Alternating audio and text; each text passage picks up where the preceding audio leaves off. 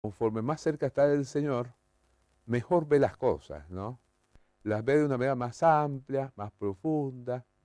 Y evidentemente que hay una de las cosas de la vida cristiana que parece rara, pero la vida cristiana está llena de paradojas, ¿no? Así es.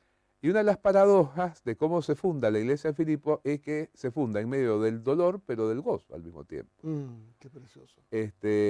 Yo siempre le digo a los hermanos de mi iglesia, a los hermanos del seminario, me conmueve siempre pensar en este hombre que de pronto está ahí preso, está en un calabozo oscuro, está sin poder moverse porque está apresado por el cepo, y sin embargo, junto con su compañero de visión, Silas, canta himnos a Dios, Mm, ¿no? Y me encanta esa expresión, y los presos le oían, ¿no? Así es. Los presos de pronto habrán dicho, estos están locos, ¿no? ¿Qué les pasa? Sí, Están pero golpeados, azotados, maltratados, están cantando, ¿no? la locura de Y la fe. evidentemente que eso lo lleva a escribir esta hermosa carta a los filipenses, que está llena del gozo del Señor de principio a fin. Por eso yo te decía que titulé Una iglesia gozosa, el libro que le dedico al análisis exegético de Filipenses, ¿no? Y en Filipenses, ¿qué es lo que aprendemos básicamente?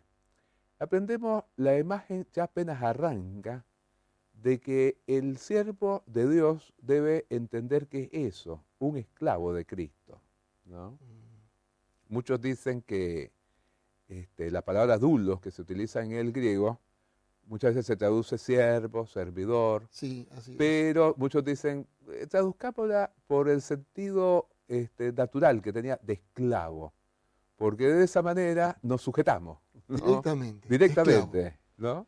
Hmm, Y la otra cosa que es muy interesante es que él dice que se dirige a los obispos y a los diáconos, ¿no?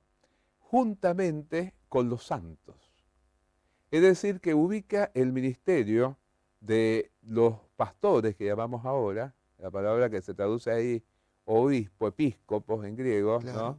Tiene que ver con el ser un sobrevedor, como muchas veces se le dice a los hermanos que desarrollan esta tarea entre los hermanos libres, ¿no? Yo pude trabajar 17 años ahí en ESEA y todavía algunos hermanos, aunque quizás ahora menos, utilizaban el término sobrevedor Claro. para referirse a los pastores, ¿no? Y entonces ahí nos muestra que la idea de él es, el pastor debe estar junto con, no por encima de.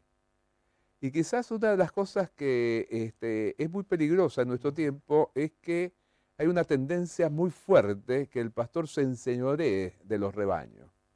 Que algunos pastores crean que son los que la tienen clara y bajan línea, como se dice popularmente, Claro. y entonces ahí vemos un problema serio. Mm, la figura del líder casi mesiánico Sí, que tiene está más cerca de Dios y tiene una revelación distinta sí, y se pone en un papel un poco autoritario sí, y casi despótico, ¿no? exactamente. Ese es otro de los problemas. Después en Colosenses, ¿qué es lo que observamos? Colosenses, la iglesia de Colosas no la había fundado Pablo, no había tenido un trato directo con ellos, ¿no? Pero Epafras, que según la mayoría de los comentaristas pueden inducir en relación con el texto, fue el Mm, fundador, le había informado acerca de lo que pasaba con los colosenses. Y ahí Pablo, cuando comienza la epístola, el énfasis que pone es que él desarrolla su ministerio por voluntad de Dios, ¿no? Lo cual es una enseñanza que también me parece muy importante. Este libro, además de lo que te decía antes, lo escribí también porque hace años que dicto una materia que es base bíblica de la tarea pastoral en nuestro seminario. muy Es importante. una materia que yo quiero mucho porque junto mi amor por el análisis del texto bíblico con mi amor por la tarea pastoral, Hermoso, ¿no? Y hermoso. entonces le digo muchas veces a los alumnos, fundamental el hecho de que estemos seguros de que somos pastores por voluntad de Dios. A lo largo de la historia a veces ha habido algunos que han llegado a ser pastores por un mandato familiar, de pronto Un legado de un un padre hacia un legado, hijo. mi papá pastor, mi abuelo pastor, mi tío pastor, mi suegro pastor, yo también pastor, ¿no? A veces algunos han dicho, bueno, yo fui a la universidad, no pude estudiar esto, no pude estudiar lo otro, no pude estudiar aquello, entonces, pastor, ¿no? Como quien dice, un descarte, ¿no? Claro. Jamás debería darse esto. Para mí la tarea pastoral, a la luz de lo que dice acá Pablo, debería desprenderse de un llamado en el cual uno dice, como él expresa en otra oportunidad, ay de mí si no anuncio el Evangelio, ¿no?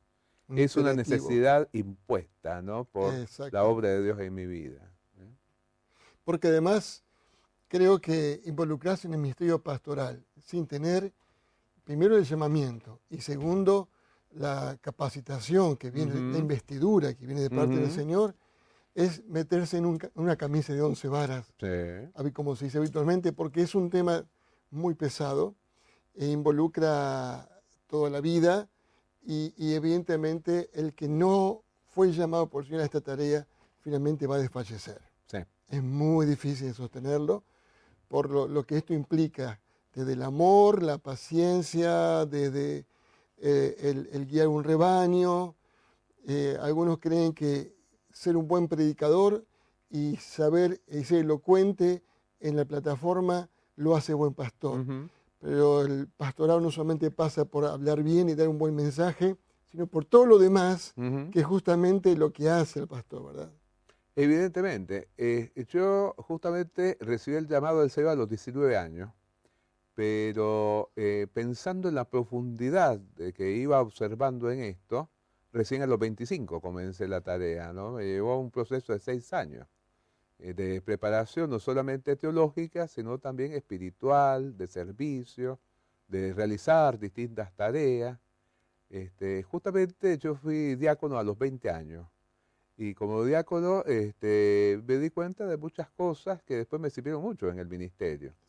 Fui Seguramente, maestro de la seguramente. Escuela Bíblica Dominical y como maestro de Escuela Dominical visitaba a mis alumnos, trataba de alentarlos, algunos de ellos pocos menores que yo y otros hasta mayores que yo en la Qué clase de hermoso. jóvenes. Y entonces todas esas cosas me fueron ayudando a pensar, porque yo creo que vos decís algo muy importante. La tarea pastoral es una tarea que involucra varias. Involucra Exactamente. predicar, enseñar, orientar, dirigir, aconsejar, estimular, Ujú. reprender, Cubrir. un montón de cosas, ¿no? Exactamente. Realmente es como que hay todo un paquete cuando uno Exactamente. enfrenta y cada pastor tiene su perfil, unos nos orientamos más hacia una cosa que otra, pero lo demás no lo podemos descuidar, por más que tengamos un punto fuerte en alguna cosa. A mí, por ejemplo, me fascina la docencia, entonces, evidentemente que mi énfasis principal es el de Claro. enseñar, ¿no? Y tendrás muy buenos alumnos. Gracias a Dios, muchas veces me han dicho hermanos que, bueno, que han aprendido algunas cosas porque se les ha enseñado con paciencia, con Mm. dedicación, con esfuerzo, de dar lo mejor, ¿no? ¿Qué sería de la iglesia sin maestros? Porque los Claro, maestros son los que ponen el fundamento, claro. los que hacen que se edifique una iglesia plantada y afirmada, ¿no?, en los principios del Mm, Señor. Tenemos acá unos cuantos ya llamaditos que bien, quiero comentarte, Raúl, porque son preguntas y algunas de estas son disparadores de pronto para muchos temas. Pero quiero mencionar, por ejemplo, la primera. Carlos de Salto, que es de una iglesia bautista en Pergamino, donde está seguramente congregándose, pregunta, cuando hay que dar la ofrenda, ¿se debe pasar al frente y allí hay una caja con sal? Porque dicen que la sal purifica el dinero. ¿Usted qué opina? Estará hablando de una forma, evidentemente, que ha escuchado o que le han enseñado. bueno, yo la verdad puedo decir en general, mis respuestas siempre tienen que ver con el fundamento bíblico. No Exactamente. encuentro ningún texto que pueda fundamentar esta práctica, ¿no? Así es que yo no la avalaría. Evidentemente que muchas de las cosas que están pasando en algunas iglesias tienen que ver con algo que se le ocurrió a alguien y que quizás, como decías vos, a veces hay gente muy carismática que logra convencer, ¿no? Que tiene mucha capacidad persuasiva de que algo debe hacerse. Yo siempre digo, bueno, hay que ver si el estudio profundo, concienzudo de la Biblia avala esa práctica y si no, creo que no es conveniente. Muy bien. Julio Godoy, de Cañada de Gómez, en Santa Fe. Bueno, nos está mandando saluditos, solamente esto, Julio. Dice que el Señor nos bendiga, que es muy bueno el programa. Así que, Julio, gracias por estar ahí con nosotros y poder saludarnos en esta noche. Rubén Darío Vasallo, de LT20. Bueno, este es un saludo para mí. Gracias, Rubén Darío. Él es de la ciudad de Junín, así que me está mandando un saludo. Este es personal para mí, Raúl. Está bien. Gracias, Rubén Darío, por saludarme. Yolanda de Hurlingham pregunta, ¿cuál es el día de descanso para los cristianos? Ha sido un tema de debate por generaciones, este gran tema, ¿no? Si sábados o domingo, entendiendo que vos sos un conocedor de la palabra, ¿qué podrías decirnos al respecto? Bueno, yo creo que lo que generalmente hemos entendido las iglesias evangélicas es que dado que el Señor Jesucristo resucitó el primer día de la semana y los primeros cristianos se reunieron primeros días de la semana, deberíamos mantener ese como el día en el cual le dedicamos especialmente al Señor. En cuanto al día de reposo, evidentemente que hay muchas posturas, ¿no? Hay algunos, hace algún tiempo atrás, había algunas posturas legalistas en cuanto a lo que podía o no podía hacerse un domingo. Ahora me parece que nos hemos ido del otro lado. A veces a algunos le da lo mismo si van o no van a los cultos, ¿no? Hay quienes se conforman con ir una vez al mes. Hay quienes dicen voy a ir cuando se conmemore la Cena del Señor, o cuando venga tal predicador, o cuando hay algo especial, ¿no? O yo me congrego porque escucho por internet o escucho por radio Bueno, el culto. hay muchos que piensan que con eso es suficiente. Yo opino que no, porque creo que el contacto personal es imprescindible en la comunión, que realmente, justamente, una de las cosas que encontramos en Efesios es la idea de la iglesia como el cuerpo de Cristo, ¿no? Y una serie de elementos que dan unidad a la iglesia. Entonces yo creo que para mantener esa unidad tenemos que estar juntos.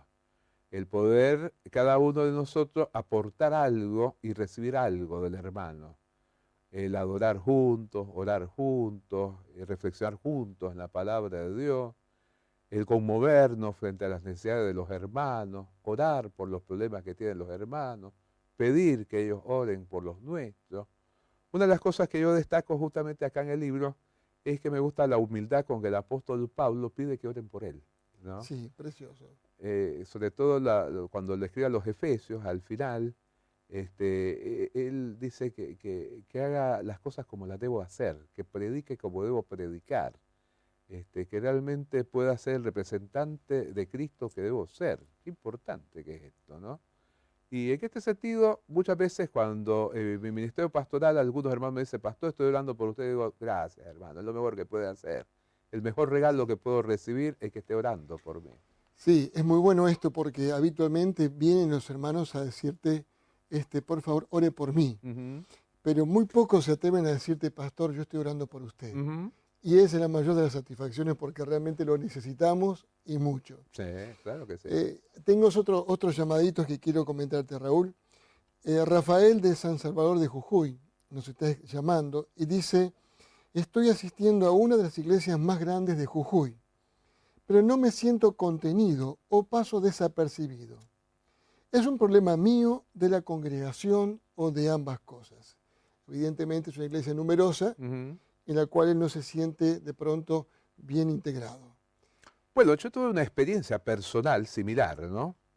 Yo nací en Managua y de padres católicos, pero tenía algunos tíos que eran evangélicos bautistas y ellos influyeron para que me inscribieran en el Colegio Bautista de Managua. De manera que yo hice todos mis estudios primarios y secundarios en el Colegio Bautista, ahí en Managua, Nicaragua. Y tomé mi decisión por Cristo recién cuando terminé, cuando me enfrenté a ese momento difícil de ver qué iba a estudiar, en qué iba a trabajar, cómo me iba a desempeñar. Me di cuenta que necesitaba de la obra de Dios. Recordé algunas de las enseñanzas que me habían transmitido los pastores en la clase de escuela de Biblia, las clases de Biblia que teníamos, así se llamaba, ahora generalmente le llamamos de educación cristiana. Exactamente. Por eso yo creo mucho en la educación cristiana y desarrollo con mucha alegría mi tarea como capellán del instituto que depende de nuestra iglesia, ahí en Nueva Chicago. Y trabajé varios años ahí en el Departamento de Orientación Integral en ESEA, que antes era llamado Departamento Espiritual, porque creo que realmente podemos ayudar mucho a que muchos chicos lleguen a tomar una decisión por Cristo estando en la escuela o cuando salen de la escuela, como en mi caso. ¿Ha sido tu experiencia? Es mi experiencia. Pero, ¿cuál era la relación con la pregunta que hace este hermano? Resulta que comencé a congregar en la primera iglesia bautista, que era aquella ligada al colegio. Y la verdad me sentía uno entre muchos, y no era una iglesia muy grande, pero la verdad es que no, a pesar de que tenía algunos compañeros que estaban ahí, no me sentía contenido. Me designaron una clase de bautismo, y el encargado era un hermano ya bastante mayor en su edad, y iba muy lentamente, entonces yo iba viendo que el tiempo se iba y no pasaba nada, no se concretaba. Bueno, pero vino el terremoto que asoló Managua en 1972, y siendo que yo había terminado mi primer año de estudios universitarios y que los edificios de las dos universidades que había entonces en Nicaragua estaban destruidos, decidí seguir mis estudios en la Universidad de Costa Rica. Y cuando fui a Costa Rica, comencé a asistir a iglesias con mucho menos gente y me sentí mucho mejor. Entonces me di cuenta que yo no solamente recibía de parte de Dios, sino que tenía que dar también. Y entonces comencé a estar activo y así fue como en poco tiempo recibí el llamado del Señor al ministerio. Así que yo creo que en las iglesias grandes hay que tener mucho cuidado de cómo organizarse de manera que la persona no se sienta como diluida en medio de la multitud, ¿no? Así es que quizás a veces hay ciertos factores de timidez, de no tomar la iniciativa de parte de los hermanos, pero a veces también de parte del liderazgo hay que ver de qué manera puede establecerse una estructura aceitada para que todas las personas se sientan contenidas. Y además de contenida, sentirse valiosas y útiles para el Señor. Exacto. Porque muchas veces cuando el ministerio se centra mucho en algunas pocas personas y el resto siente como que su función ahí es simplemente asistente, pierde esta función tan importante que vos mismo mencionabas, que cuando te sentiste útil para poder dar, de pronto ahí descubriste todo el potencial que había dentro, ¿no? Sí, es así. Hay otra pregunta que nos están haciendo, por ejemplo, Omar de Chaco nos pregunta, ¿por qué el 90 o 95% de las iglesias ya no tienen cuerpo de diáconos? Yo creo que lamentablemente hubo una mala comprensión en muchas iglesias de para qué estaba el diácono. Es así. Yo tuve una experiencia interesante porque después de hacer la licenciatura acá en el seminario, volvimos a Costa Rica con mi esposa por 2 años. Y llegué a ser pastor de una iglesia donde yo había estado antes de venir acá a Buenos Aires, Qué interesante. donde había estado colaborando con el pastor, aún coordinando lo que llamamos la comisión planificadora de la iglesia. Y como tal, el pastor me pidió que pudiera presidir una comisión para redactar un reglamento. Y resulta que yo me acordé que mi cuñada, que es una mujer de Dios de mucha experiencia, me decía, los reglamentos son peligrosos a veces, ¿no? Eso sí. Pero en Costa Rica hay como una tendencia a tratar de reglamentarlo todo. Y eso tiene su parte buena y su parte mala, ¿no? Exactamente.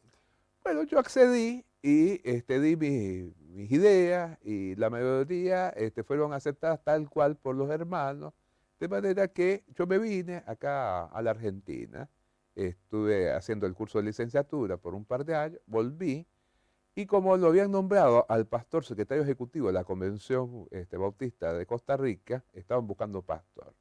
Hablaron conmigo y me nombraron pastor de esa iglesia. Cuando yo comienzo a desarrollar mi tarea pastoral, me doy cuenta que algunos diáconos habían entendido que realmente era como que, así como en el caso de algunos gobiernos, están enfrentados el poder ejecutivo y el legislativo, estábamos de un lado el pastor y del otro lado los diáconos.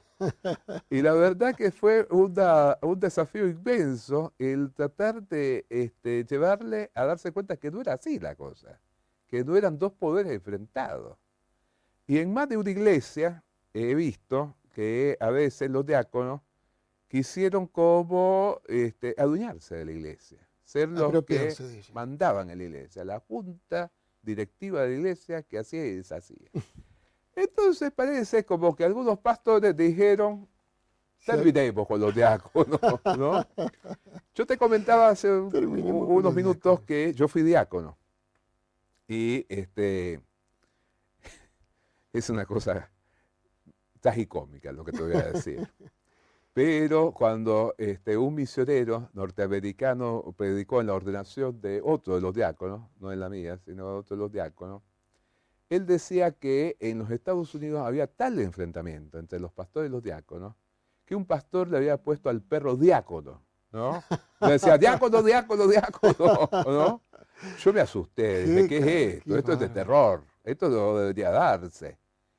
Cuando ya comencé a servir vi que lamentablemente a veces se daba. Yo personalmente siempre he tratado de impulsar el hecho de que haya diáconos en la iglesia donde he sido pastor. A veces he logrado trabajar codo a codo con diáconos de una manera muy, pero muy buena y otras veces no tanto. Hemos tenido nuestras diferencias, pero he tratado de de conducirlas de manera que entendamos de ambos lados cómo podemos el resolverlas, cómo llevarnos mejor entre Ujú. nosotros. Yo recuerdo varios diáconos durante mi ministerio pastoral que recuerdo con mucho cariño.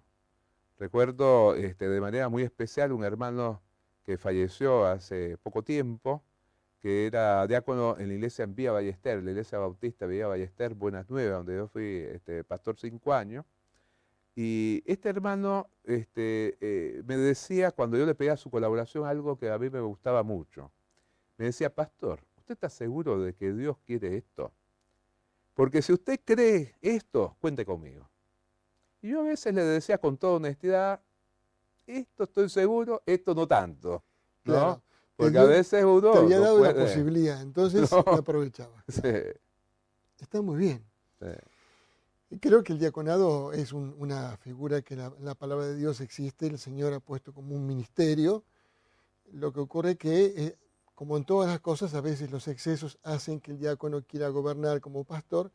El pastor es pastor y el diácono es diácono. exacto.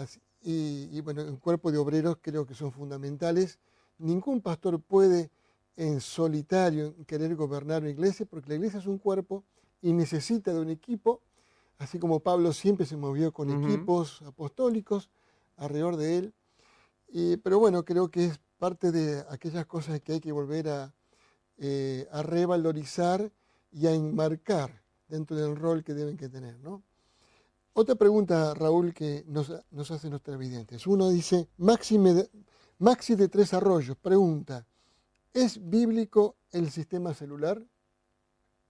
Está hablando de las células, más que células diríamos, está hablando del formato de grupos pequeños, en Sí. caseros o no, ¿es bíblico? Yo creo que por el tipo de vida que tenemos en la actualidad, han surgido distintas organizaciones que, como bien decías vos, uno le llaman células, otros grupos pequeños, otras espigas, barcas, esto, lo otro, aquello, que tienen en común el hecho de ver cómo el llegar a la gente, de manera que en grupos que no sean tan grandes, justamente la gente se sienta contenida y que participe, esté activa. Creo que el gran desafío de todo este tipo de organización es que muchas veces se convierten en iglesitas que pierden el vínculo con la iglesia en su conjunto. Entonces, creo que hay que tratar de evitar que eso se dé, porque realmente es muy propio del ser humano el hacer, como se dice, una expresión popular, rancho aparte, ¿no? Se autoabastece a sí mismo Exactamente. y pierde el vínculo. Pierde el vínculo. Yo creo que el ideal es que las células estén integradas a la iglesia, que los líderes tengan la madurez de guiar a los hermanos a aceptar la autoridad de la iglesia, no solamente del grupo pequeño al que se pertenece, ¿no? A veces los líderes ocupan un rol, los líderes de estas células, un rol tan importante para los miembros que están en su célula, que se transforma en su propio pastor. Sí. Y ya no necesita al otro pastor que como referente porque es distante y Claro. es lejano y este está cerca. Es el gran desafío, ¿no? El equilibrio entre la contención pastoral primaria que se hace allí y el ser parte de todo el cuerpo de Cristo, ¿no? Claro. Bueno, hay una cosa que yo siempre marco en Efesios cuando se habla de pastores maestros, ¿no? Que realmente es interesante que algunos sugieren, me parece que con buen tino, que se habla de apóstoles, de profetas, evangelistas y pastores y maestros, pero ahí quizás en vez de "y" habría que poner un guioncito, pastores maestros, como un solo ministerio, ¿no? Porque realmente es el ministerio de las personas que estamos para la edificación de la iglesia. Que yo digo muchas veces, el pastor siempre tiene que tener algo de maestro y el maestro algo de pastor. Así Entonces, a veces se dan distintos niveles de pastoreo. Y me parece bien que el que coordina una célula, un grupo pequeño, tenga una función pastoral, pero que no vaya en detrimento del pastor o los pastores de la iglesia en su conjunto. El problema básicamente yo lo veo en el sentido de que se establezca un nivel competitivo, donde de pronto una persona se siente importante porque tiene a su cargo un grupo de personas, ¿no? Por eso a mí me gusta mucho cuando el apóstol Pablo, al escribirle a Timoteo, dice, el que anhela obispado buena obra desea, pero, ¿no? Yo siempre a mis alumnos les insisto, en base bíblica de pastoral, observen pero muy es importante. necesario, y comienza a dar requisitos, ¿no? Entonces, esos requisitos, en mayor o menor medida, deberían ser tenidos por todos los que desarrollan un ministerio pastoral, aunque sea un grupo pequeño. Pero evidentemente se pueden establecer diferencias entre aquel que desarrolla una tarea pastoral apoyando al pastor o los pastores de la iglesia, aquel que ha recibido un llamado ya más específico a desarrollar esa tarea. No hay nada más hermoso para un pastor que tener un grupo de hermanos que tenga una carga pastoral, claro, y que lo ayuden en la tarea de pastoreo, pero que a su vez reconozcan en ese pastor a esa autoridad, claro, ese hombre puesto por Dios, ¿no? Exactamente. Precioso. Raúl, otra pregunta que nos hace aquí los televidentes. Juan de Mendoza dice, evidentemente es una pregunta con un significado especial. Dice, ¿es bíblico? Dice, ¿alcanza la Biblia para ser un pastor? Entiendo que la pregunta es, ¿conocer la Biblia es suficiente para poder ser pastor? Yo creo que fundamentalmente la Biblia es la que más nos nutre. Pero evidentemente la Biblia misma nos enseña que grandes hombres de Dios fueron personas muy preparadas en lo académico y que lo mismo deberíamos intentar hacer nosotros. Cuando el apóstol Pablo llega a Atenas, por ejemplo, él discute con los filósofos famosos de su tiempo, los estoicos y los epicúreos, ¿no? Y cuando él desarrolla su mensaje, cita a algunos de los pensamientos de los filósofos de su tiempo, ¿no? Cuando le escribe a Tito, cita a un gran personaje de la literatura griega. Es decir, que muestra que era alguien que, aparte de todo lo espiritual que le había dado el Señor, de todo el conocimiento de la ley de Moisés, que él conocía, pero perfectamente como fariseo que era, se había formado también en otras lecturas que habían ampliado su horizonte. En este sentido, yo creo que es muy útil cuando uno puede estar ampliando su horizonte de esta manera, ¿no? El poder tener una cierta noción mínima de filosofía, de literatura, de psicología, de sociología, ayuda a que el pastor esté mejor formado, en mejores condiciones. Porque yo creo que hay una cosa que es muy importante. Somos llamados a servir a todo tipo de personas. Entonces, yo siempre digo, los pastores tenemos que ver cómo ubicarnos en el contexto. Así Si es, servimos a este sector, voy a hablar de esta manera. Si sirvo a este otro sector, voy a hablar de esta otra forma. Yo muchas veces le digo a mis alumnos en el seminario, a mí me encanta, sobre todo con los alumnos de los años superiores, porque puedo volar intelectualmente. Y algunos me dicen, no se entusiasme tanto, baje un poco los decibeles, ¿no? Pero la verdad de las cosas es que cuando tengo los devocionales, que tengo todos los martes, con los chicos de primaria en nuestra escuela, no le voy a usar los mismos términos que utilizo con los hermanos del seminario. Y a veces se dan algunos diálogos interesantes, ¿no? Donde yo, por ejemplo, tengo muy buen diálogo con un profesor de la Universidad de Morón. Él es agnóstico.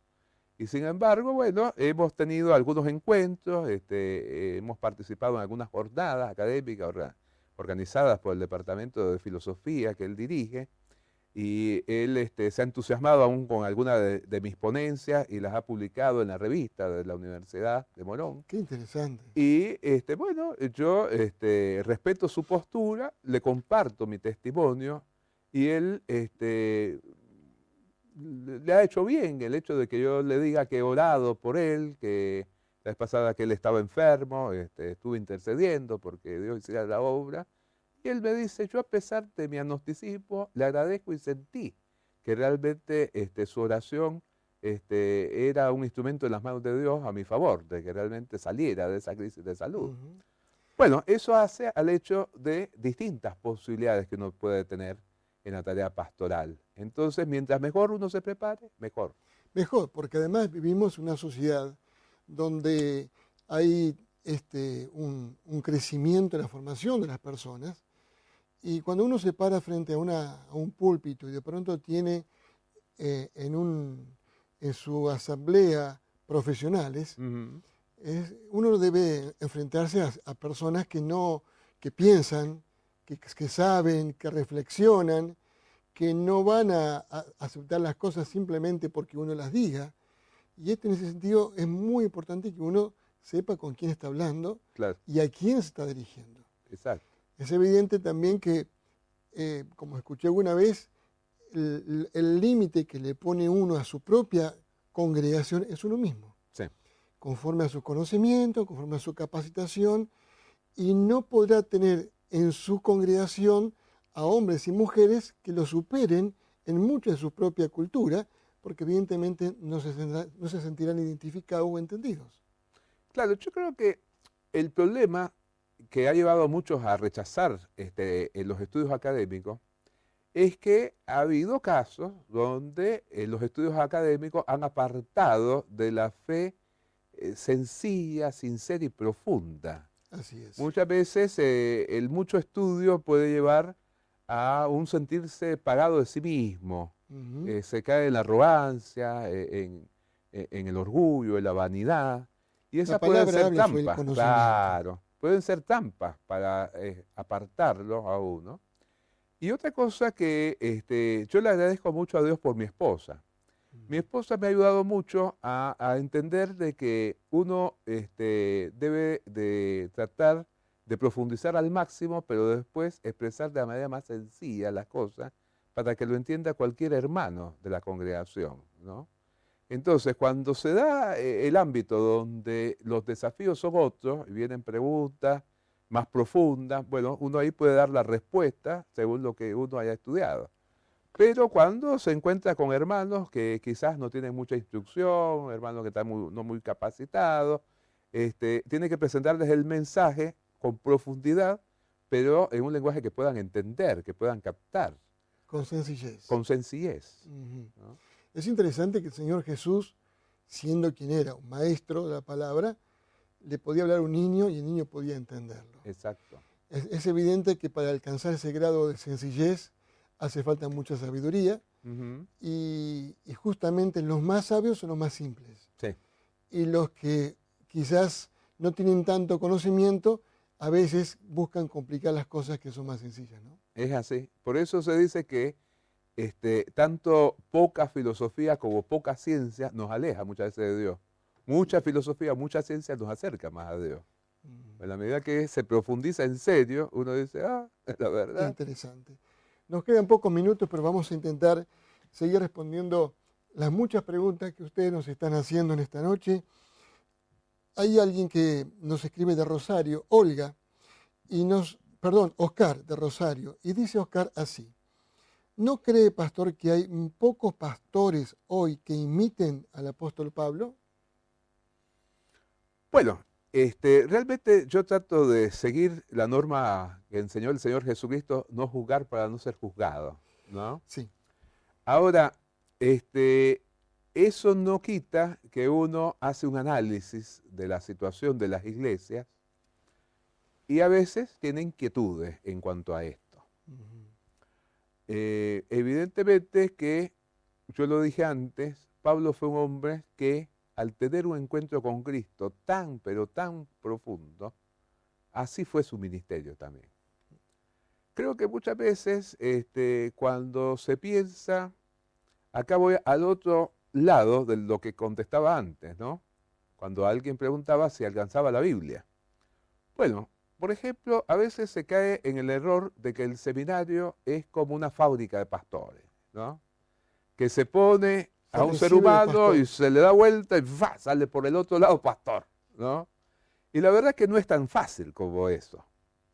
El formarse como pastor es una cosa que lleva tiempo, que hace a una cierta madurez. Yo creo que básicamente un profundo amor por el Señor. Y para amar mucho al Señor, uno debe de valorar lo que el Señor ha hecho por su vida. A veces, lamentablemente, después de varias generaciones de cristianos, se va perdiendo esa noción. Justamente, yo el domingo antepasado predicaba sobre el pasaje de Apocalipsis, donde el Cristo resucitado reclama a la iglesia de Éfeso que ha perdido su primer amor, ¿no? Muy importante. Y lamentablemente a veces puede haber líderes que pierden el primer amor, que entran dentro de la maquinaria eclesiástica y llegan a ser burócratas de la fe, ¿no? Y eso es lo que hay que evitar a toda costa, hay que estar renovándose constantemente en lo espiritual. Es con lo que luchó el apóstol Pablo con sus contemporáneos también. Claro, claro, claro. Raúl, ha sido tan precioso compartir con vos esta noche y hay tanto para hablar acerca de la iglesia del Señor y también de todo lo que el apóstol Pablo tuvo que enfrentar en su momento. No nos olvidemos que el apóstol Pablo tuvo que enfrentar herejías y desviaciones y ya en aquellos años él debía escribir para no se olviden y no se aparten del camino. Esto es propio de los seres humanos, propio de las vanidades, propio de nuestros egos, pero la iglesia del Señor sigue siendo una, santa, pura, gloriosa, más allá de lo que los hombres podamos intentar corregirla o desviarla o llevarla de aquí para allá, ¿no?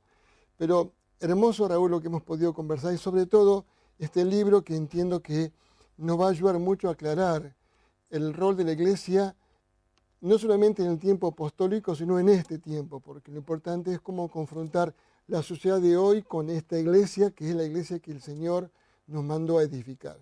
Así es. Te pregunto, Raúl, ¿dónde podemos comprar este libro? Este libro está siendo vendido en la librería Peniel o la propia librería de la editorial Duncan, que Claro, es la porque ha editorial sido editada por que lo publica. Sí. Editorial Duncan y si no, entonces en la librería Peniel, seguramente también en cualquier librería cristiana. Esas son se puede las encontrar. librerías donde está a la venta ahora. Macanudo, muy bien. Hemos pasado también por debajo ahí de la portada de la pantalla los datos del pastor Raúl, por si alguno quisiera comunicarse con él, sobre todo en su rol de docente, en su rol de maestro, y sobre todo también para aquellos pastores que de pronto quieran tener alguna duda sobre algún tema específico. Hay tantas preguntas este tiempo sobre ética pastoral, sobre situaciones en las que no sabemos cómo debemos desenvolvernos, que es bueno que puede tener referentes como vos a quien poder dirigirnos. Bueno, yo doy gracias a Dios por lo que el Señor ha hecho en mí, porque en la misma línea del apóstol Pablo y de todo cristiano que entiende bien la vida cristiana, uno dice, todo lo que soy y tengo se lo debo a la gracia de Dios, ¿no? Así es. Raúl, seguramente tendremos otras entrevistas más adelante Con mucho porque hay gusto. muchos temas para seguir conversando sobre este punto puntualmente, y gracias por tu presencia. Gracias a Gracias ustedes por darme por esta oportunidad. por tu dedicación, por tu ejemplo, por tantos años de trabajo y por tu solidez, que es lo que la iglesia hoy necesita. Gracias al Señor. Muy bien, y gracias a vos por estar con nosotros en esta noche.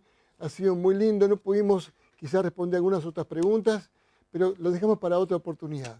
Lo importante en esta noche es que hayas escuchado lo que has escuchado y que tengas una relación fluida, cercana, íntima con el Señor, y que estés estrechamente relacionado con el cuerpo de Cristo, que estés sirviendo al Señor en alguna congregación local y que ahí puedas aprender a amar a Cristo, a amar a la iglesia y a amar a aquellos perdidos que hay que rescatar en este tiempo. Gracias por estar con nosotros. Nos vemos mañana. Chao. Hasta las 10 de la noche, mañana en Canal Luz, en la puerta abierta volvemos a encontrarnos.